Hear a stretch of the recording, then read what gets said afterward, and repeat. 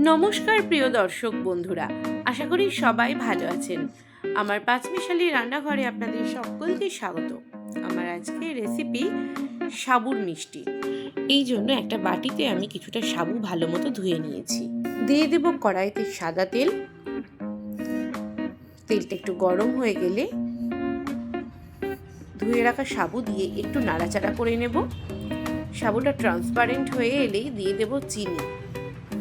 চিনি দিয়ে ভালো মতো নাড়াচাড়া করলেই এইভাবে জমে আসবে সাবুটা। দিয়ে দেবো তাতে কাজু আর কিশমিশ। একটু নাড়াচাড়া করে একটা প্লেটে কিছুটা তেল লাগিয়ে নিয়ে একটু ঠান্ডা হয়ে গেলে বরফির আকারে কেটে নেব। খেতে ভীষণ ভালো হয়েছিল। আপনারাও বাড়িতে সামান্য এই কটা উপকরণ দিয়ে একবার হলেও সাবুর বরফি করে খেয়ে দেখবেন। ভিডিওটি ভালো লাগলে লাইক, কমেন্ট, শেয়ার করতে একদম ভুলবেন না। আর অবশ্যই আমার চ্যানেলটিকে সাবস্ক্রাইব করে দেবেন। দেখা হচ্ছে পরের ভিডিওতে। ততদিন ভালো থাকবেন, সুস্থ থাকবেন। ধন্যবাদ।